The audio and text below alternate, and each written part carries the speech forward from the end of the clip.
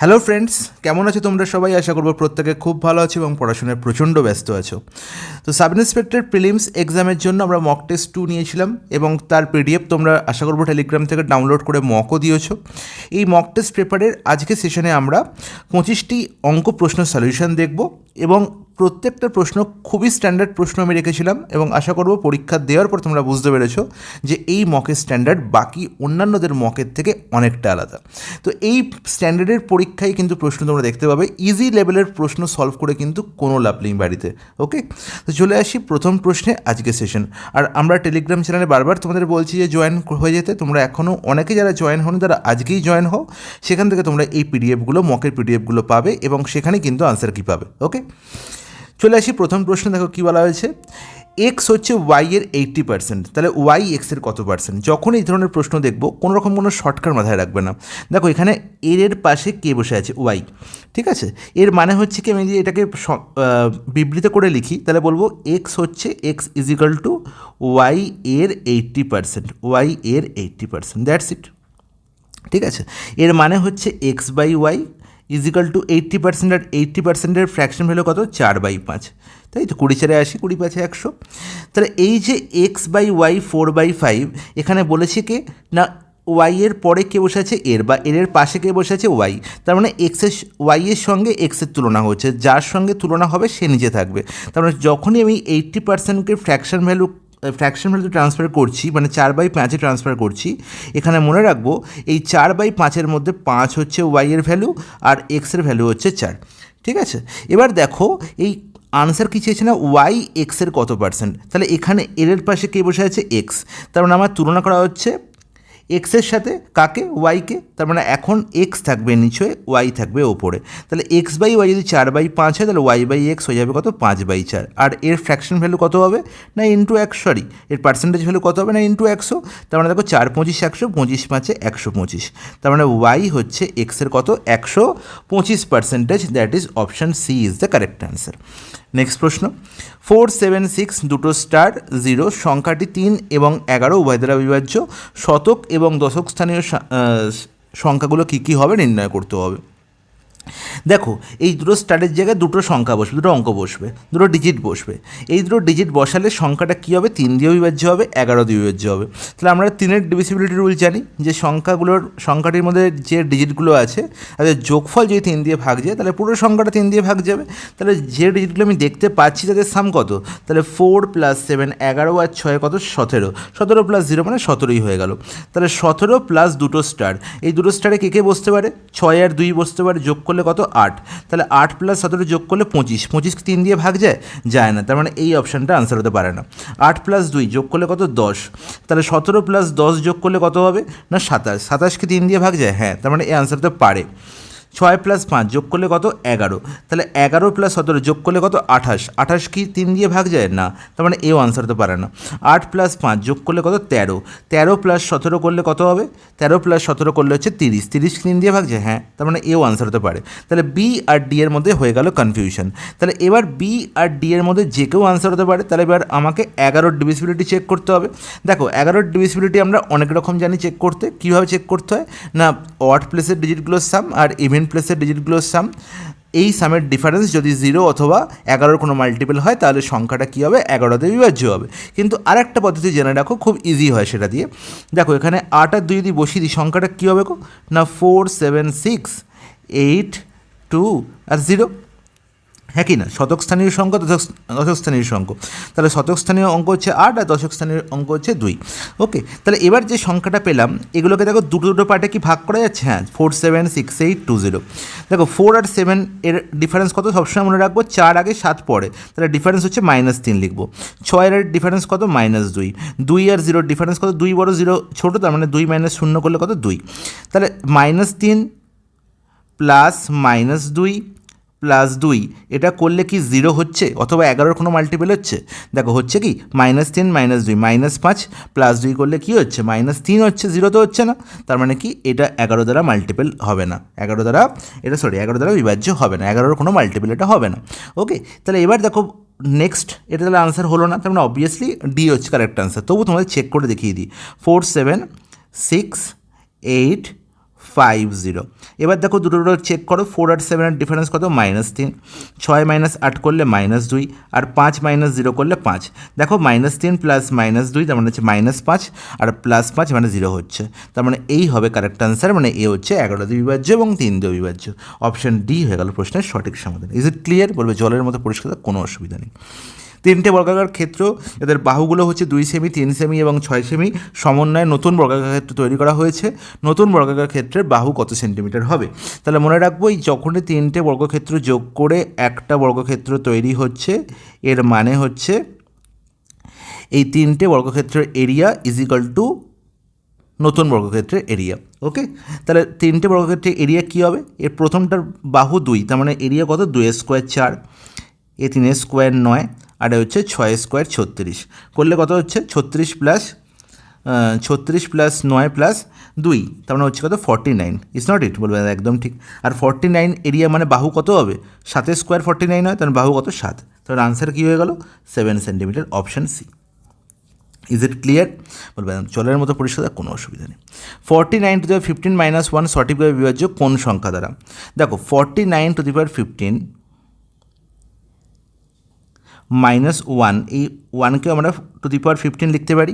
এবার দেখো 15 কী সংখ্যা? ইভেন না অড? Even or odd? তোমরা তো 15 তো ইভেন নাম্বার নয়, কারণ 2 দিয়ে বিভাজ্য নয়, তার মানে অড নাম্বার। তাহলে যখনই আমরা কোনো একটা সংখ্যার পাওয়ারে অড দেখতে পারবো, এর মানে হচ্ছে a to the power n minus b two the power n এর কনসেপ্ট। যদি n অড হয়, যদি n অড হয়, তাহলে এর একটি ফ্যাক্টর সবসময় হবে a মাইনাস b। এর একটি ফ্যাক্টর অবশ্যই হবে a মাইনাস b। তার মানে কি? a to the power n minus b two the power n a minus b দিয়ে সবসময় বিভাজ্য হবে যখন n অড হবে। আর যদি n ইভেন হয়, যদি n ইভেন হয়, তাহলে এর ফ্যাক্টর a মাইনাস বিও পাবো একটা ফ্যাক্টর, a প্লাস বিও একটা ফ্যাক্টর পাবো। তার মানে a মাইনাস বি দিয়েও এই a to the power n minus b to the power n পুরোটা বিভাজ্য হবে, এবং a প্লাস বি দিয়েও বিভাজ্য হবে যদি n কী হয়? ইভেন হয়। আর যদি n অড হয়, তাহলে শুধুমাত্র a মাইনাস বি দিয়ে। ওকে, তাহলে এখানে n কী আছে? এখানে n অড আছে না? n এর ভ্যালু কত? 15। তাহলে n কি অড নাম্বার? তার মানে এই সংখ্যাটা সবসময় a মাইনাস বি, মানে 49 minus 1, sorry 49 minus 1, and that is 48 দিয়ে সবসময় বিভাজ্য হবে। এখানে 48 আছে? 48 তো অপশানে নেই, কিন্তু যদি কোনো একটা সংখ্যা 48 দিয়ে বিভাজ্য হয়, তাহলে এর কি ফ্যাক্টর দিয়ে বিভাজ্য হবে। আর 48-এর একটা ফ্যাক্টর কি? 8 তো অবশ্যই, তার মানে 8 তো দেখতে পাচ্ছি অপশানে। অপশান ডি হয়ে যাবে কারেক্ট আনসার। তাহলে যখন ডাইরেক্ট 48 পাবো না, তখন এর ফ্যাক্টর খুঁজবো। একটা সংখ্যা 48 দিয়ে ডিভিজিবল মানে তার কি? তার ফ্যাক্টর দিয়েও অবশ্যই ডিভিজিবল, এটা মাথায় রাখতে হবে। ওকে, নেক্সট প্রশ্ন। কোশ্চেন নাম্বার 5 কী বলা হয়েছে? বার্ষিক 10% চক্রবৃদ্ধি সুদে কত সময়ে 80,000 টাকা, সুদের মূল্য হবে 92,610 টাকা। বলা হয়েছে কি? সুদ অর্ধবার্ষিকী হারে ক্যালকুলেট করা হচ্ছে। এর মানে হচ্ছে 10% যেটা বার্ষিক হারে ছিল, অর্ধবার্ষিক মানে কি? বছরে দুবার। তাহলে 10কে দুভাগে ভাগ করলে কী হবে? 5 হবে। তার মানে সেটা 5% হাফ ইয়ারলি হয়ে যাবে। আর 5%-এর ফ্র্যাকশন ভ্যালু আমরা কী জানি না? 1/20, মানে 20 টাকায় প্রত্যেক 6 মাসে 1 টাকা করে সুদ পাই। তাহলে 20 টাকা প্রত্যেক 6 মাসে কত টাকা হয়ে যায় সুদের মূলে? বলে তাহলে 20 টাকার সঙ্গে 1 টাকা যোগ হয়ে 21 টাকা হয়ে যাবে না? বলবে একদম ঠিক। তার মানে a/p কী পেয়ে গেলাম না? 21/20, অ্যামাউন্ট বাই প্রিন্সিপাল 21/20 পেয়ে গেলাম একটা টার্ম, একটা 6 মাসের টার্মে। ওকে, তাহলে এরকম কিছু 6 মাসের টার্মে সেটা আলটিমেট কী হয়ে যাবে না? টু দি পাওয়ার n হয়ে যাবে। জানি না কতগুলো টার্মে সেটা হবে, হয়ে কত হবে না? বলেছে যে অ্যাকচুয়ালি হতে হবে যে 80,000 টাকাটা প্রিন্সিপাল ছিল, সেটা হয়ে যাবে কত না? 92,610। That's it. তাহলে 92,610 আর 80,000-এর রেশিও কি? 0 দুটো কেটে যাচ্ছে। তাহলে দেখো 9261/8000, এর মধ্যে সামাও 21/20 সামথিং একটা পাওয়ার লুকিয়ে আছে। আর 9261 আমি জানি 21-এর কিউব, আর 80,000 হচ্ছে 20-এর কিউব। তার মানে এটাকে আমরা 21/20 হোল কিউব লিখতে পারি। বলবে একদম ঠিক আছে, কোনো অসুবিধা নেই। তার মানে দেখো 21/20 whole to the power n হয়ে গেল 21/20 হোল কিউব। তার মানে n-এর ভ্যালু কী হয়ে গেল? 3। তাহলে এই যে n-এর ভ্যালু 3, এবার তোমরা কি করবে? দেখি আনসারে দাগ দেবে যে 3 বছর এটা হবে। কিন্তু যখনই তুমি 3 বছর এটা আনসারে দাগ দিলে, তোমার হয়ে গেল একটা বিশাল বড় ভুল। এখানে n-টা কিন্তু বছর নয়, n-টা হচ্ছে টার্ম। কিসের টার্ম এটা? আমরা দেখতে পাচ্ছি 6 মাসে, মানে অর্ধবার্ষিকী হারে সুদ ক্যালকুলেট করা হচ্ছে, মানে প্রত্যেক 6 মাসে একটা করে টার্ম।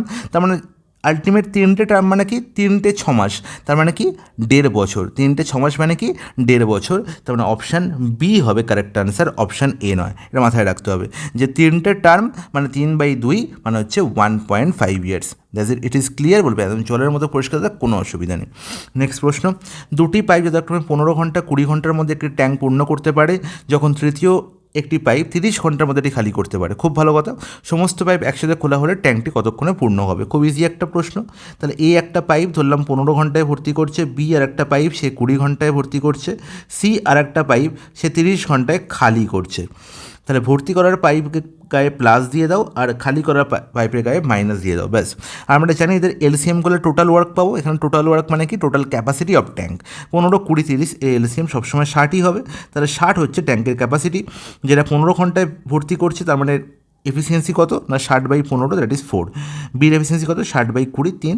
আর সি এর এফিসিয়েন্সি কত 60/30, দ্যাট ইজ 2। কিন্তু 2 মাইনাস, তার মানে খালি করছে। তাহলে দেখো 1 ঘন্টা 3টে পাম্প একসঙ্গে চললে এ 4 ভর্তি করবে, এ 3 ভর্তি করবে, 2 খালি করবে। তাহলে কতগুলো ভর্তি হবে 1 ঘন্টায়? 4 + 3 7 - 2 5টা হচ্ছে ভর্তি হবে। ভর্তি করতে হবে 60টা। তাহলে সময় কত লাগবে? টোটাল এফিসিয়েন্সি, টোটাল কাজ বা টোটাল জলের ক্যাপাসিটি ট্যাঙ্কের বাই 1 ঘন্টায় কতটা কাজ হচ্ছে। 1 ঘন্টায় হচ্ছে 5, তাহলে 60/5 12 ঘন্টা টাইম লাগবে। অপশান সি হয়ে যাবে কারেক্ট আনসার। নেক্সট প্রশ্ন 7 নম্বর প্রশ্ন, কোনো একটি টুর্নামেন্টে, ক্রিকেট টুর্নামেন্টে প্রথম 10 ওভারে গড় রান 3.2 হয়েছে। 282 রানে টার্গেট পৌঁছাতে হলে পরবর্তী 40 ওভারে গড় রান কত হতে হবে? এই প্রশ্নটা সেম প্রশ্ন আমি আগের দিন ক্লাসে করিয়েছিলাম। দেখতে পাচ্ছি 10 ওভারে 3.2 গড় রান, 10 ওভারে টোটাল কত রান হয়? 3 × 10 মানে 32 রান হয়ে গেছে। 282 লক্ষ্যমাত্রা আছে, তাহলে আর কত রান বাকি আছে করতে? 282 - 32, তার মানে 250 রান এখনও করতে হবে। এই 250 রান করতে হবে কত ওভারে? না 40 ওভারে। তাহলে বাকি 40 ওভারের গড় কত হচ্ছে? 25/4। 25/4 মানে হচ্ছে 6.25 হচ্ছে গড় রান। তাহলে লাস্ট 40 ওভারে গড়ে আমাকে 6.25 করে রান করতে হবে। নেক্সট প্রশ্ন, একটি বাস প্রতিটি স্টপেজে দাঁড়ালে গতিবেগ হয় ঘন্টায় 45 কিমি। খুব ভালো কথা। আর কোনো স্টপেজে না দাঁড়িয়ে গতিবেগ হয় ঘন্টায় 54 কিমি। তার মানে এটাই হচ্ছে অ্যাকচুয়াল স্পিড। এই যে স্টেটমেন্টটা বলা হয়েছে এটাই হচ্ছে অ্যাকচুয়াল স্পিড, এটা মাথায় রাখতে হবে। তাহলে অ্যাকচুয়াল স্পিড কত? না 54 কিলোমিটার/আওয়ার। কোনো জায়গায় না দাঁড়িয়ে যে স্পিড হয় সেটাই হচ্ছে তার অ্যাকচুয়াল স্পিড। তার মানে সে ঘন্টায় 54 কিমি যাচ্ছে, মানে 54 কিমি/আওয়ার হচ্ছে তার অ্যাকচুয়াল স্পিড। এবার দেখা গেল সে দাঁড়ালে সে 1 ঘন্টায় 45 কিমি যায়, তাহলে কত কিমি কম যাচ্ছে? না 54 কিলোমিটার সে অ্যাকচুয়ালি যেতে পারে না দাঁড়িয়ে, আর দাঁড়ালে সে 54 কিমি যাচ্ছে, 45 কিমি যাচ্ছে। তাহলে কত কিমি কম যাচ্ছে? 9 কিলোমিটার কম যাচ্ছে। আর এই 9 কিলোমিটার কম যেতে তার যে সময় লাগে, 9 কিলোমিটার কম যেতে তার যে সময় লাগে সেই সময়টাই সে অতিবাহিত করে কিসে? না স্টপেজে, তাই তো? তাহলে সে আলটিমেট প্রতি ঘন্টায় কত মিনিট স্টপেজ দিচ্ছে? তাহলে এই 9 কিলোমিটার যেতে তার কত সময় লাগে অ্যাকচুয়াল স্পিডে? না 9 কিলোমিটার বাই ডিস্টেন্স বাই কি স্পিড, তাহলে বাই 54। তার মানে এটাই হচ্ছে তার স্টপেজ টাইম। এটাই কি? তার স্টপেজ টাইম। মাথায় থাকবে, এটা বলবে। খুব সুন্দর বুঝতে পেরেছি, কোনো ব্যাপার নয়। তার মানে 1 ঘন্টা সে যতটা ডিস্টেন্স কম যাচ্ছে বাই অ্যাকচুয়াল স্পিড। 54 - 45 মানে 9/54, আর 9/54 মানে হচ্ছে কত? 1/6। আর 1/6 ঘন্টাকে মিনিটে করতে গেলে ইন্টু 60 মানে হচ্ছে 10 মিনিট। তাহলে 10 মিনিট সে কী করছে? প্রতি ঘন্টায় স্টপেজ দিচ্ছে। অপশান সি হয়ে গেল প্রশ্নের সঠিক আনসার। নেক্সট প্রশ্ন, কোনো একটা নৌকা স্রোতের অনুকূলে এক নির্দিষ্ট দূরত্ব অতিক্রম করে 1 ঘন্টায়। খুব ভালো কথা। স্রোতের অনুকূলে মানে হচ্ছে কি? Down stream. ডাউন স্ট্রিমে সে কী করছে? একটা নির্দিষ্ট দূরত্ব 1 ঘন্টায় যাচ্ছে। তাহলে ডাউন স্ট্রিমের টাইম পেয়ে গেলাম কি? 1 ঘন্টা। স্রোতের প্রতিকূলে সে ফিরে আসছে 15 ঘন্টা। তার মানে ডিস্টেন্স কিন্তু সেম। ডিস্টেন্স যখন সেম দেখতে পাচ্ছি তখন আমি টাইম রেশিও পেয়ে গেলাম কার সঙ্গে কার? না ডাউন আর আপের। কত? 1:1.5। আর 1.5কে আমি কী লিখতে পারি? 3/2। তাহলে রেশিওটা আলটিমেট কীরকম হয়ে গেল? না আমি জানি এদেরকে সিম্পলি রেশিওতে করতে গেলে কী আছে? না নিচে যে বসে আছে 3/2 তাকে দিয়ে দুজনকে গুণ। এই 3-এর নিচে কে বসে 2 বসে আছে, তাহলে 2 দিয়ে ওপর 2 ভদ্রলোককে গুণ করলে আলটিমেট কী হয়ে যাবে 2:3 হয়ে যাবে না, বলবে একদম ঠিক। তাহলে ডাউন স্ট্রিম আর আপস্ট্রিমের টাইম রেশিও পেলাম এটা। তাহলে যখন ডিস্টেন্স সেম থাকবে তখন যেটা টাইম রেশিও হবে তার ইনভার্স হবে কি স্পিড রেশিও। তাহলে স্পিড রেশিও কত হবে দাদা 3:2 না, বলবে একদম ঠিক। তাহলে ডাউন স্ট্রিমের স্পিড যখন 3 হচ্ছে, আপস্ট্রিমের স্পিড 2। আমরা এখান থেকে জানি যে বোটের স্পিড আর স্ট্রিমের স্পিডের রেশিও আমি খুব সহজে নির্ণয় করতে পারি ডাউন আর আপ জানা থাকলে। আমরা জানি কি না বোটের স্পিড কী করে পাবো না ডাউন প্লাস আপ বাই 2 করে, ডাউন প্লাস আপ বাই 2 করে। তাহলে 3 + 2 5, 5/2 হচ্ছে বোটের স্পিড। আর 2 নিকে দেখার দরকার নেই, কারণ কি এখানে স্ট্রিমের স্পিড আমরা কী করে পাবো না ডাউন মাইনাস আপ বাই 2 করে। তাহলে যখন রেশিও করবো তখন 2 ক্যান্সেল আউট হয়ে যাবে। তাহলে 3 + 2 5 আর 3 - 2 1। তাহলে বোট আর স্ট্রিমের রেশিও কী হয়ে গেল না 5:1। নির্ণয় করতে হবে কি স্রোতের বেগ 3 কিমি প্রতি ঘন্টা হলে স্থির জলের নৌকার বেগ কত। তার মানে 1-এর ভ্যালু দেওয়া হয়েছে 3 কিমি পার ঘন্টা, তাহলে 5-এর ভ্যালু কত হবে 15 kilometre per hour. Option A হয়ে যাবে প্রশ্নের সঠিক সমাধান। Is it clear? বলবে জলের মতো পরিষ্কার, কোনো অসুবিধা নেই। নেক্সট প্রশ্ন, 200 থেকে 600 এর মধ্যে কতগুলো এমন সংখ্যা আছে যারা 4, 5 এবং 6 দ্বারা বিভাজ্য? খুব ভালো একটা প্রশ্ন। একটা সংখ্যা 4 দিয়েও বিভাজ্য, 5 দিয়েও বিভাজ্য, 6 দিয়েও বিভাজ্য। এর মানে কি সেই সংখ্যাটা এদের এলসিএম দিয়েও বিভাজ্য। আর 4, 5, 6 এলসিএম কী হবে 60। তাহলে যে সংখ্যাটা 4 দিয়ে বিভাজ্য, 5 দিয়ে বিভাজ্য, 6 দিয়ে বিভাজ্য, সে 60 দিয়ে অবশ্যই বিভাজ্য। তাহলে 200 থেকে 600-র মধ্যে এরকম কতগুলো সংখ্যা নির্ণয় করতে হবে? আচ্ছা বলো তো 60-এর যদি আমরা নামটা পড়ি তুমি বলবে 60 4 240, প্রথম সংখ্যা 240 যেটা 60 দিয়ে বিভাজ্য। আর 60 10 কত 600, কিন্তু 200 থেকে 600-র মধ্যে বলেছে, এদের কিন্তু ইনক্লুড করা যাবে না। যখন মধ্যে কথাটা থাকবে তখন এদের আমি ইনক্লুড করবো না। তাহলে 60-এর 10 গুণ করলে 600, তাহলে 60-এর 9 গুণ হচ্ছে লাস্ট সংখ্যা, যেটা কী হবে না 600-র কম হবে এবং 60 দিয়ে বিভাজ্য হবে। তাহলে 240 আর 540 এই দুটো সংখ্যার মধ্যে এরকম কতগুলো সংখ্যা আছে যারা 60 দিয়ে বিভাজ্য? কিচ্ছু নয়, কী করব last number minus first number by difference. এবার ডিফারেন্স কি 60-এর নামটা, তার মানে ডিফারেন্স 60 করে +1। এটা হচ্ছে অ্যাকচুয়াল মেথড, এটাই হচ্ছে অ্যাকচুয়াল মেথড। অনেকে কী করে 60 4 240, 60 9 540, 9 - 4 5 + 1 করে 6 করে দেয়, কিন্তু এটা কিন্তু অ্যাকচুয়াল মেথড নয়, মাথায় রাখবে। তাহলে আলটিমেট 540 - 240 মানে 300, 300/600, 300/60 করলে কত 5, 5 + 1 হয়ে যাচ্ছে কত 6টা। তার মানে 6টা এরকম সংখ্যা আছে 200 থেকে 600-র মধ্যে যারা 4, 5 এবং 6 দ্বারা বিভাজ্য।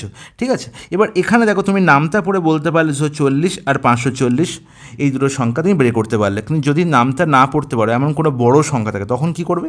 কিচ্ছু নয়, তুমি 200-কে 60 দিয়ে ভাগ করবে।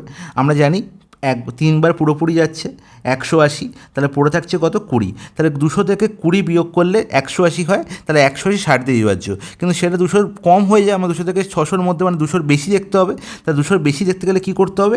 এই 60 আর 20-র ডিফারেন্স হবে 40, এই 40 এর সঙ্গে যোগ করে দেবো, তাহলে যে সংখ্যাটা পাবো সেটা হবে 60 দিয়ে বিভাজ্য 200-র অপেক্ষা বেশি।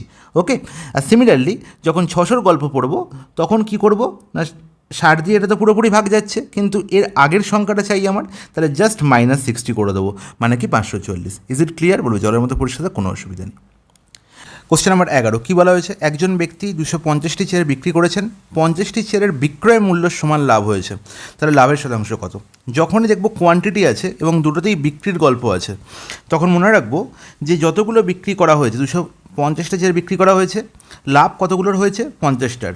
তাহলে মনে রাখবো এখানে ক্রয় মূল্য হবে 250 - 50, এটা হচ্ছে ক্রয় মূল্য। লাভ কতগুলো হয়েছে 50টার, তাহলে লাভের শতাংশ কত 50/250 - 50 × 100। তাহলে আলটিমেট কত হলো দেখো 250 - 50 হলো কত 200, তাহলে 50/200 মানে হচ্ছে 1-এর চেয়ার, 1-এর চেয়ার মানে 25%। তাহলে 25% হচ্ছে আমার প্রফিট, অপশান বি। কী করে করলাম? যদি একটু মাথা কাটাও তুমি কী বলবে? 250টা চেয়ার বিক্রি করেছে, ধরলাম 250টা চেয়ারের বিক্রয় মূল্য হচ্ছে 250 টাকা সাপোজ, তাহলে 50টা চেয়ারের বিক্রয় মূল্য কত হবে না 50 চেয়ারের বিক্রয় মূল্য তার 50 টাকাই হবে। তাহলে 50 টাকা তার প্রফিট, যেখানে যখন এসপি হচ্ছে 250 টাকা। তাহলে আমরা জানি সিপি কী করে নির্ণয় করতে হয় না এসপি থেকে প্রফিট বিয়োগ করে, তাহলে 250 - 50 করলে কত 200 টাকা। তাহলে দেখো 50 টাকা প্রফিট হচ্ছে যখন সিপি 200, তাহলে প্রফিট পার্সেন্টেজ কত না 50 প্রফিট বাই সিপি × 100, তাই তো? হ্যাঁ কি না? একদম ঠিক। 50 বাই কত, একদম ঠিকই আছে। তার মানে কত হচ্ছে দেখো 25%, সেম আনসার আসছে, বলবে একদম ঠিক, তাই তো আসছে।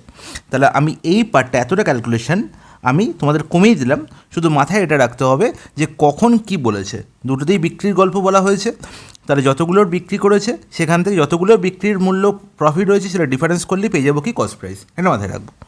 নেক্সট প্রশ্ন, একটি খরগোশ যতক্ষণে 5 লাফ দেয় কুকুর ততক্ষণে 4 লাফ দেয়। তাহলে এই যে সেন্টেন্সটাকে আমি বুঝতে পারছি এখানে কি বলা হয়েছে, যে সময়ে খরগোশ 5টা লাফ দিচ্ছে সেই সময়ে কুকুর 4টে লাফ দিচ্ছে, মানে সময়টা সেম, মানে টাইম এখানে সেম। ওকে, এবার দেখতে পাচ্ছি কুকুরের 3 লাফ খরগোশের 4 লাফের সমান। এর মানে হচ্ছে কি, কুকুরের 3 লাফে যতটা পথ যাচ্ছে, কুকুর 3 লাফে যতটা পথ যায় খরগোশ 4 লাফে ততটা পথ যায়, তাই তো। তার মানে এখানে ডিস্টেন্স সমান, ইকুয়াল ডিস্টেন্স সমান। এবার তুমি ধরতে পারো যে কুকুর 3 লাফে এক্স পথ যাচ্ছে, তাহলে খরগোশ 4 লাফে এক্স পথই যাবে, এক্স ওয়াই ধরে কোনো করার দরকার নেই। আমি কি দেখতে পাচ্ছি, কুকুরের 3টে লাফ ইজিক্যাল টু খরগোশের 4টে লাফ।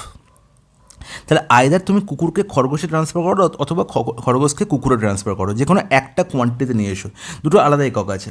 তাহলে খরগোশকে আমি কুকুর করতে পারি, তাহলে কী করে, বা কুকুরকে খরগোশ করতে পারি, কুকুরকেই খরগোশ করো। তাহলে কুকুরে যদি একটা লাফ আমি বিচার করি সেটা খরগোশের 4এর 3টে লাফের সঙ্গে সমান, হ্যাঁ কি না, বলবে একদম ঠিক। এবার দেখো ফার্স্ট স্টেটমেন্টে কী বলা হয়েছিল, টাইম সেম, একই টাইমে খরগোশ 5টা লাফ দিচ্ছে, কুকুর তখন 4টে লাফ দিচ্ছে। তাহলে 5টা লাফে একটা নির্দিষ্ট দূরত্ব যাচ্ছে সে, তাহলে 4টে লাফে কুকুর কতটা দূরত্ব যাচ্ছে খরগোশের সঙ্গে তুলনা করলে, কুকুরের একটা লাফ খরগোশের 4এর 3 লাফের সঙ্গে সমান। তাহলে কুকুরের 4টে লাফ খরগোশের কত, 16র 3টে লাফের সঙ্গে সমান, বলবে একদম ঠিক। তাহলে এখানে দেখো দুটো খরগোশেরই ডিস্টেন্স পেয়ে গেলাম, তাহলে এই ডিস্টেন্সের রেশিও কি 5:16 3। আর দেখো টাইম সেম ছিল, টাইম সেম হলে আমরা জানি যে ডিস্টেন্স রেশিওই হয়ে যাবে কি, distance ratio is equal to speed ratio হয়ে যাবে, ইটস নট ইট, বলবে একদম ঠিক। আর স্পিড মানে দ্রুতি, তাহলে স্পিড রেশিও আমার জানতে চেয়েছে, তাহলে 5:16 3, একে সিম্পলিফাই করলে কত হবে, দেখো 3 5 15:16। এবার 15:16 কার কার হলো, আমি এখানে দেখতে পেয়েছিলাম খরগোশ আগে, তাহলে খরগোশ আর কুকুরের রেশিও পেলাম। আমার জানতে চেয়েছে কার কার রেশিও, না ওদের দ্রুতি অনুপাত কত। এবার এখানে দেখো কুকুরের সঙ্গে খরগোশের, সবকটা কুকুরের সঙ্গে খরগোশ বলা হয়েছে, আমি এটা পেয়েছি সেটা খরগোশের সঙ্গে কুকুরের পেয়েছি, কুকুরের সঙ্গে খরগোশ, তাহলে কত হবে, জাস্ট উল্টো, মানে 16:15, অপশান বি হয়ে যাবে correct answer. Is it clear, বলবে জলের মধ্যে পরিষ্কার, কোনো অসুবিধা নেই। নেক্সট প্রশ্ন, কোশ্চেন নাম্বার 13, অশোক, ভারত এবং চন্দ্র একটি অংশীদারিত্বে প্রবেশ করেছে, খুব ভালো কথা, পার্টনারশিপ বিজনেস। অশোক মোট মূলধনের 1/3 দিয়েছে, তার মানে কি, অশোকের যদি টোটাল লাভ যদি 3 টাকা, টোটাল কন্ট্রিবিউশন 3 টাকা হয় তিনজনকার, তার মধ্যে অশোক দিচ্ছে 1 টাকা, তাই তো, অশোক দিচ্ছে 1 ইউনিট। তাহলে 3 জন আছে, অশোক, ভরত আর চন্দ্র, ঠিক আছে, এবিসি। তাহলে অশোক যেখানে দিচ্ছে 1 ইউনিট টাকা, তাহলে বাকি পড়ে আছে 2 ইউনিট, বাকি কত পড়ে আছে 2 ইউনিট, সেটা কারা দেবে, না ভরত আর চন্দ্র মিলে দেবে। এবার একটা গল্প বলা হয়েছে যে যখন ভরত অশোক এবং চন্দ্রের সম্মিলিত মূলধনের সমান পরিমাণ প্রদান করে, তাহলে কি বলছে, না ভরত কি প্রদান করছে, না অশোক আর চন্দ্রের সঙ্গে, অশোক আর চন্দ্র মিলে যে টোটাল টাকা দিচ্ছে তার সঙ্গে সমান দিচ্ছে ভরত, ঠিক আছে। তাহলে আমি দেখতে পাচ্ছি অশোক দিচ্ছে 1 ইউনিট টাকা, তাহলে অশোক যদি 1 ইউনিট টাকা দেয় তাহলে ভরত আর চন্দ্র কত দিচ্ছে, ভরত আর চন্দ্র দিচ্ছে 2 ইউনিট টাকা মিলে। তাহলে ভরত আর চন্দ্র মিলে 2 ইউনিট টাকা দেয়, তাহলে আমি এখানে চন্দ্র যদি আর একটা অ্যাড করে দিই, তাহলে এখানে যদি সি অ্যাড করি, তাহলে এদিকেও সি অ্যাড করবো, তাহলে এ প্লাস 2c, ইজ নট ইট, বলবো একদম ঠিক। ভরত আর চন্দ্র মিলে 2 ইউনিট টাকা দিচ্ছে, আর এ একা দিচ্ছে একটা, তাহলে প্লাস 2c। তাহলে এখান থেকে আমি বলতে পারি যে 2c সমান হচ্ছে কি 1, তাহলে সি কত হচ্ছে হাফ, তাহলে সি দিচ্ছে 1/2 ইউনিট টাকা। তাহলে এবার দেখো প্রত্যেকের রেশিও আমি পেয়ে গেলাম খুব ইজিলি, যখন এ 1 ইউনিট দিচ্ছে, সি দিচ্ছে 1/2 ইউনিট, আর বি আর সি মিলে 2 ইউনিট দেয়, তাহলে বি একে কত দেয়, 2 - 1/2, আর 2 - 1/2 মানে কত, না 3/2, তাহলে 1:3/2 আর এটাকে সিম্পলিফাই করলে বলবো 2:3:1, তাহলে যোগ করলে কত, 3/2 5 আর 6, আর 6ই বলা হয়েছে কি টোটাল প্রফিট, সেটা কত 96,000। তাহলে 6-এর ভ্যালু যদি 96,000 হয়, তাহলে আমার চেয়েছে কি চন্দ্র কত টাকা লাভ করে, তার মানে সি এর ভ্যালু, তার মানে 1-এর ভ্যালু, তাহলে 96,000/6, দ্যাট ইজ 16,000, 696, অপশান বি হয়ে যাবে প্রশ্নের সঠিক সমাধান। দারুণ একটা কনসেপ্ট, এই পার্টটা না জানলে এই প্রশ্নের সলিউশন করতে অনেক অসুবিধা হবে। নেক্সট প্রশ্ন, 14 কী দেখতে পাচ্ছি, সিম্পলিফিকেশনের একটি প্রশ্ন, খুব সহজেই সমাধান করে দেবো।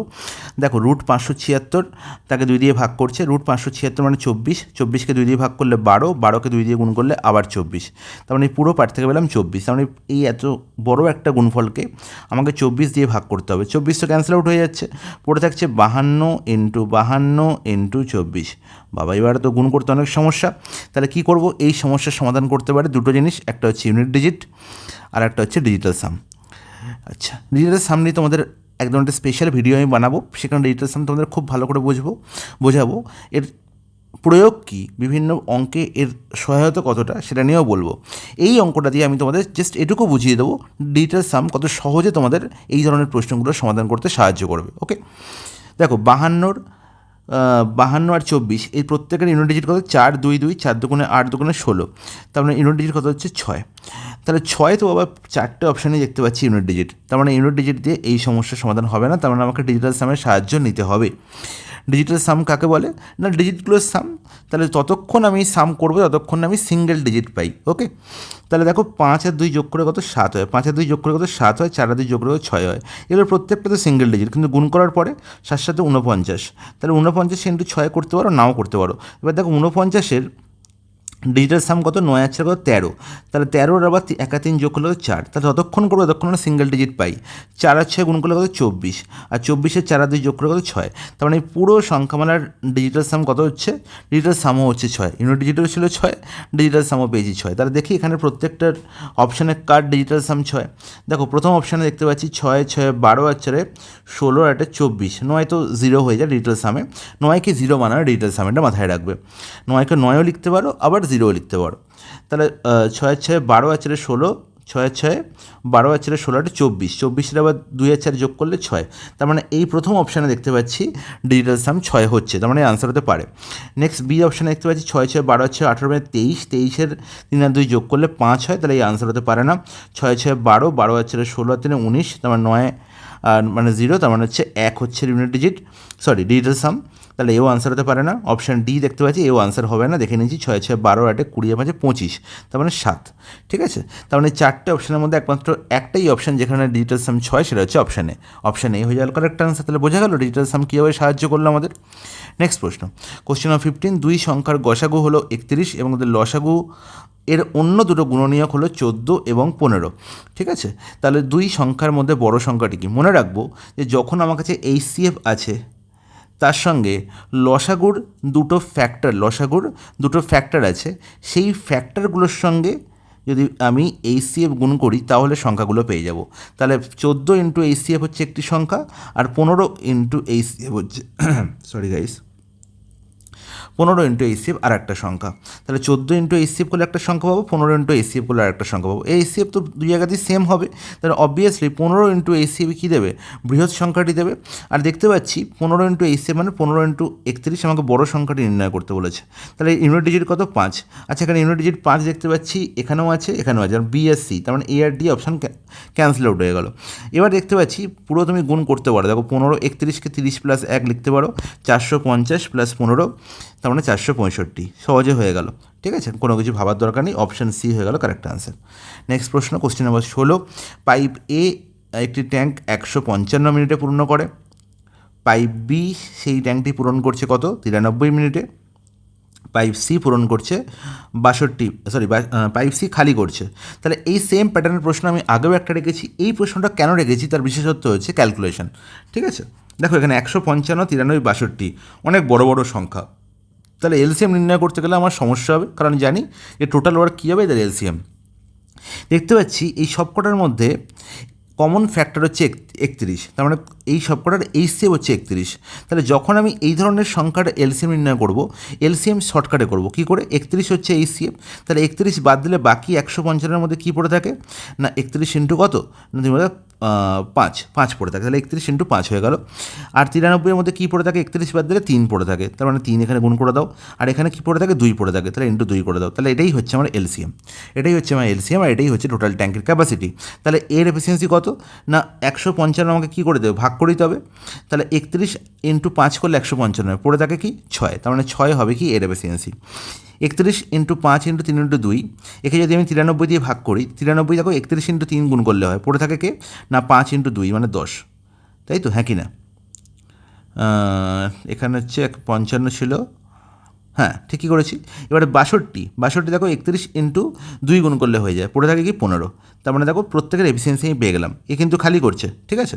এবার দেখো 6 + 10 16 ভর্তি হচ্ছে, 15 খালি হচ্ছে, তাহলে আমার 1 মিনিটে কতটা ভর্তি হচ্ছে না 1 মিনিটে ভর্তি হচ্ছে 1 ইউনিট, হ্যাঁ কি না? 6 + 10 16 ইউনিট ভর্তি হচ্ছে, 15 ইউনিট খালি হচ্ছে, তার মানে 1 ইউনিট কী হচ্ছে ভর্তি হচ্ছে। তাহলে সময় কত লাগছে না 31 × 5 × 3 × 2/1 হয়ে যাবে আমার কারেক্ট আনসার। এবার দেখো এই আনসার নির্ণয় করতে কত মানে জাস্ট 2 সেকেন্ড লাগবে। 31 × 3 হচ্ছে কত 93, 5 × 2 করলে 10 মানে 930, ঠিক আছে। অপশান কোথায় দেখতে পাচ্ছি? অপশান সি হচ্ছে কারেক্ট অ্যান্সার। আর কীভাবে করতে পারতাম না 31-এর যদি দেখতে পারতাম এখানে কোনটা 31 দিয়ে পুরোপুরি ভাগ যায় বা কোনটার ফ্যাক্টর 31 সেটাও দেখতে পাচ্ছি, 930, 31 × 3 গুণ করলে হচ্ছে কত 93, তাহলে 930 হবে কারেক্ট অ্যান্সার। ওকে, তাহলে কোনো রকম গুণ না করে সহজেই প্রশ্নের সমাধান কীভাবে করা সম্ভব সেই জন্যই প্রশ্নটা রেখেছি, মাথায় থাকবে তোমাদের, বলবে হ্যাঁ খুব সুন্দর মাথায় থাকবে, কোনো অসুবিধা নেই। নেক্সট প্রশ্ন, কোশ্চেন নাম্বার 17। রাম একটি যাত্রায় 87 ঘন্টায় সম্পন্ন করে, খুব ভালো কথা। যে যাত্রার প্রথম অর্ধেক সে 84 কিমি/ঘন্টা এবং দ্বিতীয় অর্ধেক 90 কিমি/ঘন্টা গতিতে অতিক্রম করে, তাহলে পুরো যাত্রাটা যদি 2x কিলোমিটার হয় তাহলে x কিলোমিটার যাচ্ছে সে 84 কিমি/ঘন্টা বেগে, আর পরের x কিমি যাচ্ছে সে 90 কিমি/ঘন্টা বেগে। ওকে, সম্পূর্ণ যাত্রার মোট দূরত্ব কত? ঠিক আছে, তাহলে = হচ্ছে কত 87 ঘন্টা, হ্যাঁ কি না? তাহলে এই ইকুয়েশনটা থেকেও তুমি কী করতে পারো, এক্সের ভ্যালু নির্ণয় করতে পারো, কিন্তু আমি বলবো এখানে এক্সের ভ্যালু এভাবে নির্ণয় করার কোনো প্রয়োজন নেই। আমার অপশানগুলো কী করতে দেওয়া হয়েছে, তাহলে অপশানের মধ্যে এমন একটা সংখ্যা আমার দেখতে হবে, সেটাই আনসার হবে, যেটা 84 দিয়েও ভাগ যায় আবার 90 দিয়েও ভাগ যায় এবং এদের ফ্যাক্টর দিয়েও আমি দেখতে পারি। দেখো এবার আর কি বলতে পারি, এই প্রশ্নটা থেকে আরেকটা খুব সহজ উপায় করা যায়। দেখছি একটি যাত্রার প্রথম অর্ধেক 84 কিমি/ঘন্টা যাচ্ছে আর দ্বিতীয় অর্ধেক 90 কিমি/ঘন্টা যাচ্ছে, তাহলে এই পুরো যাত্রাপথের গড় গতিবেগ আমি বার করতে পারি কি ফর্মুলা দিয়ে না 2xy/x + y।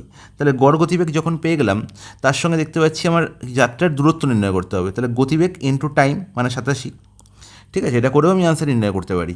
দেখো এখানে দেখো 2 × 84 × 90 প্লাস নিচে হচ্ছে 84 + 90 মানে হচ্ছে 184, তার মানে হচ্ছে 174, আর এখানে হচ্ছে 87। তাহলে দেখো 87 2 হচ্ছে 174, 2 সাথে 14, 2 হ্যাঁ একদম 2 গুণ, তাহলে 2 এখানে দেখো কাটাকুটি যাচ্ছে, 2 কাটাকুটি হয়ে গেল, 84 × 90, 84 × 90 করলে কত হয়? দেখো 9 × কত 36 × 6 3, 9 × 72, 72 × 75, 7560, কোথায় আছে? Option C. তাহলে অপশান সি হলো কারেক্ট আনসার। এটা হচ্ছে একদম শর্টকাট মেথড। এছাড়া আর কি ভাবতে পারি, এটাও ভাবতে পারি যে সংখ্যাটা আমার আনসার হবে সেটা 84 দিয়েও ভাগ যাবে, 90 দিয়েও ভাগ যাবে বা এদের ফ্যাক্টর দিয়ে ভাগ যাবে। 84-র মধ্যে কী লুকিয়ে আছে? 84-র মধ্যে দেখতে পাচ্ছি আমি 7 লুকিয়ে আছে, 7 এখানে 12 লুকিয়েছে মানে 3 লুকিয়ে আছে, আর 90-এর মধ্যে 9 লুকিয়ে আছে। তাহলে এদের মধ্যে কোন অপশানে দেখো সেটা 9 দিয়ে ভাগ যায়, আমার চেনাশোনা ব্যক্তিকে 9 ডিভিজিবিলিটি রুল, তাহলে 9 দিয়ে দেখো একমাত্র এই সি অপশানে ভাগ যাবে। 6 6 12 সাথে 19, 19 9 দিয়ে ভাগ যায় না। 6 আর এখানে দেখতে পাচ্ছি 14 20 ভাগ যায় না। 6 আর 4 10 17, 17 9 দিয়ে ভাগ যায় না, একমাত্র এই 9 দিয়ে ভাগ যায়। তা কোনো কিছু না করেও আমি এই আনসারটি ঠিক করতে পারতাম। ওকে, আর বেস্ট মেথড হচ্ছে এই মেথডটি, যেটা তোমাদের জানে রাখা খুব দরকার। নেক্সট অঙ্ক, কোশ্চেন নাম্বার 18। একটি কবাডি দলের 139 জন খেলোয়াড়ের গড় ওজন হচ্ছে কত 89 কেজি, খুব ভালো কথা। যদি ম্যানেজারের ওজন অন্তর্ভুক্ত করা হয় তাহলে গড় ওজন 1 কেজি বেড়ে যায়। তাহলে এই প্রশ্নে আমি অসংখ্যবার করেছি, আমাদের পুরো টেকনিক জানা তোমাদের, যে 139 জন ছিল আমার, তাদের গড় ছিল কত 89 কেজি। ওকে, এবার ম্যানেজার যে সে এসেছে, ম্যানেজার যখন এলো, সে যদি তার ম্যানেজার যখন এলো মানে একজন অ্যাড হলো, সে যদি 89 কেজি নিয়ে আসতো, তাহলে ওই 139 + 1 মানে 140 জনের গড় ওজন কি 89 থাকতো, কোনো চেঞ্জ হতো না। সে বেশি নিয়ে এসছে, তার জন্যই গড় ওজন বেড়েছে। বলেছে যে ম্যানেজার ওজন অন্তর্ভুক্ত করা হয় তাহলে গড় ওজন 1 কেজি বেড়ে যায়। তাহলে গড় ওজন 1 কেজি বেড়ে যায় মানে কি, এই প্রত্যেকের 1 কেজি করে বেড়েছে, তার মানে 140 জনের 1 কেজি করে বেড়েছে, কারণ টোটাল কত বেড়েছে না 140 কেজি। তাহলে এই 140 কেজি কে নিয়ে এসছে? ম্যানেজার নিয়ে এসছে। তাহলে ম্যানেজার ওজন কত 89 + 140, তাহলে 140 + 89 করলে কত হয়? তুমি 9 আর 4 12 2 1 2 229 কেজি। অপশান ডি হয়ে গেল প্রশ্নের সঠিক সমাধান। Is it clear? বলবে হ্যাঁ দাদা, জলের মতো পরিষ্কার, এর থেকে সোজাভাবে বলা সম্ভবই নয়। নেক্সট প্রশ্ন চলে যাই, কোশ্চেন নাম্বার 19। কী বলা হয়েছে? 1540 সংখ্যাটির মোট কতগুলো গুণনীয়ক আছে বা ডিভাইজার আছে বা ফ্যাক্টর আছে বলতে পারি। ঠিক আছে, তাহলে এই অঙ্কটা করার জন্য সবচেয়ে বেস্ট টেকনিক হচ্ছে 1540কে আগে তুমি কী করবে, ফ্যাক্টরে ভাঙবে, সেই বাচ্চাবেলা যেভাবে ভাঙতাম। 1540-এর মধ্যে দেখতে পাচ্ছি আমি 2 দিয়ে কাটাকুটি যাচ্ছে, 2 সাথে 14, 1540 আছে তো একদম, তা 2 সাথে 14, হ্যাঁ 770, আর কী যাচ্ছে 7 দিয়ে যাচ্ছে, কত 110। ঠিক আছে, তারপরে কী যাচ্ছে 11 দিয়ে যাচ্ছে, 11 10 110, আবার 2 দিয়ে যাচ্ছে, আবার 5 দিয়ে যাচ্ছে। তাহলে আলটিমেট দেখতে পাচ্ছি 2 দুটো আছে, তাহলে 2 স্কোয়ার লিখতে পারি, 5 একটা আছে, 5^1 লিখতে পারি, আর কি লিখতে পারি 7 একটা আছে, আর 11 একটা আছে, তাই তো। তাহলে এই যে সংখ্যাগুলো 2, 5, 7 এবং 11 এগুলো হচ্ছে প্রাইম, তাই এই মেথডটাকে বলা হয় প্রাইম ফ্যাক্টরাইজেশন মেথড। তাহলে এবার কতগুলো আমার ফ্যাক্টর আছে, কতগুলো গুণনীয়ক আছে, কী করে নির্ণয় করব? খুব সোজা, এই যে প্রাইম নাম্বারগুলোর মাথায় পাওয়ারগুলো দেখছো, এই মাথায় পাওয়ারগুলো যেটা বসে আছে তাদের সঙ্গে 1 যোগ করে দাও। 2-এর সঙ্গে 1 যোগ করলে কত হয় 3, 1-এর সঙ্গে 1 যোগ করলে কত হয় 2, 1-এর সঙ্গে আবার 1 যোগ করলে কত হয় 2, আবার এই 1-এর সঙ্গে 1 যোগ করলে কত হয় 2। তাহলে টোটাল ফ্যাক্টর কতগুলো? 3 × 2 × 2 × 2, তার মানে কত হচ্ছে 24টা। তার মানে অপশান ডি হচ্ছে এই প্রশ্নের সঠিক সমাধান। Is it clear? বলবে জলের মতো পরিষ্কার, কোনো অসুবিধা নেই। নেক্সট প্রশ্ন, কোশ্চেন নাম্বার 20। এ বি এর তুলনায় 3 গুণ দ্রুত কাজ করে, তাহলে এ আর বি এর কর্মদক্ষতার রেশিও বলা হয়েছে কত না 3:1। 3 গুণ, এ বি এর তুলনায় 3 গুণ, তাহলে বি এর এফিসিয়েন্সি 1 হলে এর এফিসিয়েন্সি কত 3।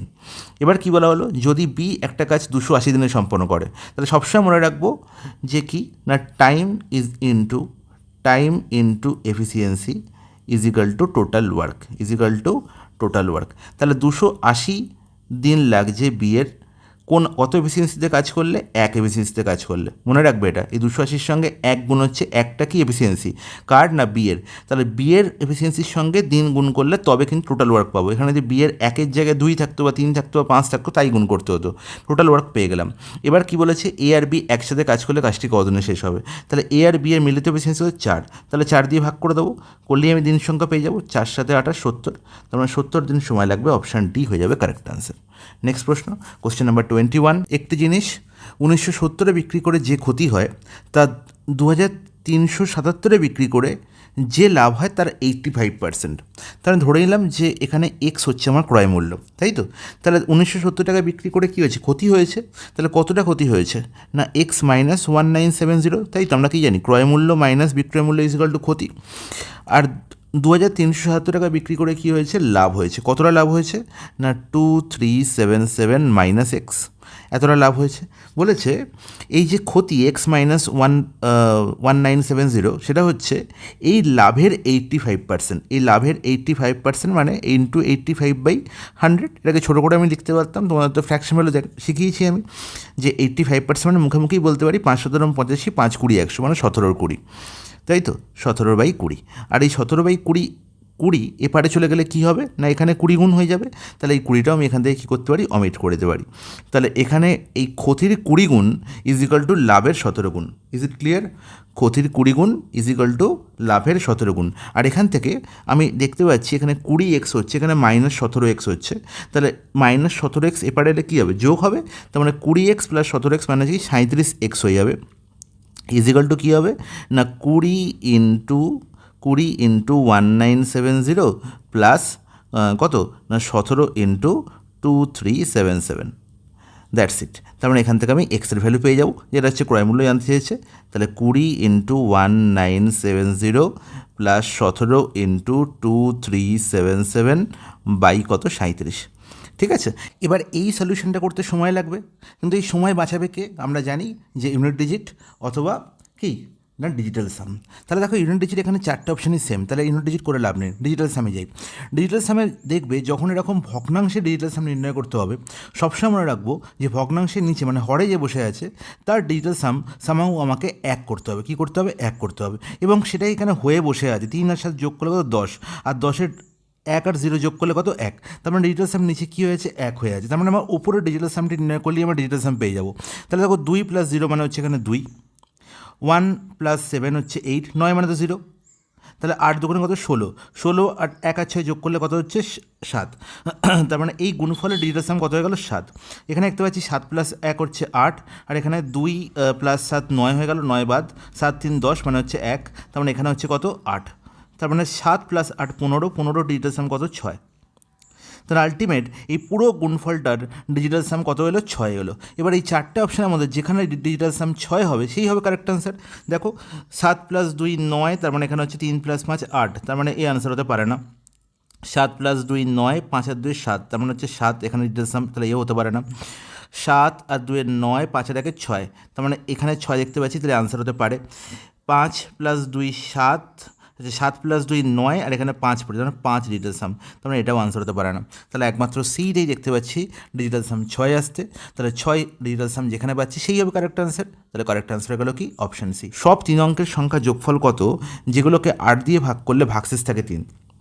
এই প্যাটার্নের অঙ্ক করিয়েছি, ঠিক আছে। 200 থেকে 600-র মধ্যে এমন কতগুলো সংখ্যা আছে যেটা 60 দিয়ে পুরোপুরি ভাগ যায়। এখানে পুরোপুরি ভাগ যাওয়ার গল্প নেই, এখানে বলা হয়েছে 8 দিয়ে ভাগ করলে পুরোপুরি ভাগ যাবে না, ভাগশেষ থাকবে 3, ঠিক আছে। তাহলে ভাগশেষ 3 কথা আমি পরে ভাববো। পুরোপুরি ভাগ যায় এরকম 3 অঙ্কের সংখ্যা কী হবে বলো তো? সবচেয়ে ছোটো সংখ্যা কোনটা? তুমি বলবে সব থেকে ছোটো সংখ্যা হচ্ছে 103 অঙ্কের। এবার একে কি 8 দিয়ে পুরোপুরি ভাগ যায় দেখি তো। তাহলে আমি দেখতে পাচ্ছি 8কে দিয়ে পুরোপুরি যাচ্ছে কি, 8 1 8, 8 12 96, তাই তো, হ্যাঁ কি না? তার মানে দেখছি 4 অবশেষ পড়ে থাকছে, তার মানে 100 থেকে 4 বিয়োগ করলে 96 হচ্ছে আমার সংখ্যাটা, যেটা 8 দিয়ে পুরোপুরি যাবে। কিন্তু আমাকে কি করতে হবে? 3 অঙ্কের সংখ্যা নিতে হবে। তাহলে আমি কী বলেছি, 3 অঙ্কের সংখ্যা করতে গেলে এর সঙ্গে যোগ করতে হবে। কত যোগ করব? এই 8 আর 4-এর ডিফারেন্স মানে হচ্ছে 4, 4 যোগ করলে 104 হচ্ছে ফার্স্ট নাম্বার, যেটা পুরোপুরি 8 দিয়ে ভাগ যায়। তাহলে 8 দিয়ে পুরোপুরি ভাগ যায় 104। তাহলে এমন কোন সংখ্যা এর পরবর্তী যে সংখ্যাটাকে 8 দিয়ে ভাগ করলে 3 অবশেষ থাকবে? তাহলে 104 তো পুরোপুরি ভাগ চলে যাচ্ছে, তাহলে এর সঙ্গে 3 যোগ করে দিন না, তাহলেই তো গল্প মিটে যায়। তার মানে 107 হচ্ছে সেই সংখ্যাটা যেটা 8 দিয়ে পুরোপুরি ভাগ যাবে। Is it clear? বলবে হ্যাঁ, জলের মতো পরিষ্কার। এবার সর্ববৃহত্তম সংখ্যাটা কি? সর্ববৃহত্তম সংখ্যা আমরা জানি 999, 3 অঙ্কের সংখ্যা, তাই তো। এবার এটা কি 8 দিয়ে পুরোপুরি ভাগ যায়? না। তাহলে দেখো 8 দিয়ে পুরোপুরি ভাগ যাচ্ছে না, এর কাছাকাছি কোন সংখ্যাটা 8 দিয়ে পুরোপুরি ভাগ যাচ্ছে? দেখো এখানে দেখতে পাচ্ছি 8 12 96, একদম ডাইরেক্ট করে ফেলি, এখানে 39, তার মানে হচ্ছে 8 4 32, হ্যাঁ কি না? তাহলে দেখতে পাচ্ছি 7 অবশেষ থাকছে, তার 999 থেকে 7 বিয়োগ করলে 992 দেখতে পাচ্ছি 8 দিয়ে পুরোপুরি ভাগ যায়। কিন্তু আমাকে 3 অবশেষ থাকতে হবে, তাহলে 3 যোগ করে দাও, তাহলে 995 হচ্ছে সেই সংখ্যাটা সবথেকে বৃহত্তম 3 অঙ্কের, যাকে 8 দিয়ে ভাগ করলে 3 অবশেষ থাকবে। তাহলে আমার নির্ণয় করতে বলেছে যে এদের যোগফল কত। তাহলে এখানে যে সংখ্যাগুলো আমি পাবো সেই সংখ্যাগুলো হচ্ছে এরকম 107, তারপরে তার সঙ্গে 8 যোগ করে 115, এরকম করে। তার মানে এটা একটা কী সিরিজ? AP series. কী সিরিজ? AP series. তাই এপি সিরিজটা হচ্ছে কীরকম না, 107 থেকে শুরু হচ্ছে, 107 হচ্ছে কি ফার্স্ট নাম্বার বা এ, আর লাস্ট নাম্বার হচ্ছে কি 995, বোঝা গেল? তাহলে এই এপি সিরিজের আমি ফার্স্ট নাম্বার পেয়ে গেলাম, সেটা হচ্ছে এ দিয়ে প্রকাশ করে ফার্স্ট নাম্বার, আর লাস্ট নাম্বার হচ্ছে 995। তাহলে এই সিরিজের সাম কত হবে? সবসময় একটা এপি সিরিজের সামের ফর্মুলা কি না, n/2 ইন্টু এ প্লাস এল ইন্টু এ প্লাস এল, যেখানে এ হচ্ছে ফার্স্ট সংখ্যা, এল হচ্ছে লাস্ট নাম্বার। তাহলে এন কত? মানে এন হচ্ছে কতগুলো নাম্বার আছে। আচ্ছা কতগুলো নাম্বার আছে আমি তো এখান থেকেই বলে দিতে পারি। আমি কী বলেছি না, 995 মাইনাস 107 বাই 8 প্লাস 1, এটাই হচ্ছে আমার সবসময় এন বার করার formula. Last number minus first number by difference plus 1। 995 থেকে 107 বিয়োগ করলে কত হচ্ছে গো? 7 থেকে 15 8, 1 থেকে 9 8 হচ্ছে, আর কেন হচ্ছে কত না 888, হ্যাঁ কি না? 888, তাকে 8 দিয়ে ভাগ করলে কত হচ্ছে? 111 প্লাস 1 মানে হচ্ছে 112টা, হ্যাঁ কি না? একদম ঠিক। তাহলে n/2 হচ্ছে কত? 112/2, তার মানে হচ্ছে 56। আর এ প্লাস এল করলে কত হচ্ছে? 107 প্লাস 995। তাহলে এই 107 প্লাস 995 কি যোগ করব? যোগ করার দরকার নেই। এবার আমার কাজে আসবে কে? ইউনিট ডিজিট অথবা ডিজিটাল সাম। তাহলে দেখতে পাচ্ছি ইউনিট ডিজিট, এখানে দেখতে পাচ্ছি দুটো 6 আছে, একটা 2 একটা 4। তাহলে দেখি না একবার ইউনিট ডিজিট চেক করে। দেখো 5-এর সাথে কত? 12, মানে হচ্ছে ইউনিট ডিজিট কত? 2, আর 2 6 গুণ করলে তো 12ই হবে, তার মানে 2 হবে ইউনিট ডিজিট এই পুরো সামের। আর ইউনিট ডিজিট 2 একমাত্র একটি অপশানই আছে, সে হচ্ছে অপশান বি। তাহলে অপশান বি হয়ে গেল কারেক্ট অ্যান্সার, কোনো রকম কোনো যোগ বিয়োগ গুণ ভাগ করার দরকার নেই। আশা করি প্রত্যেকে বুঝতে পেরেছে।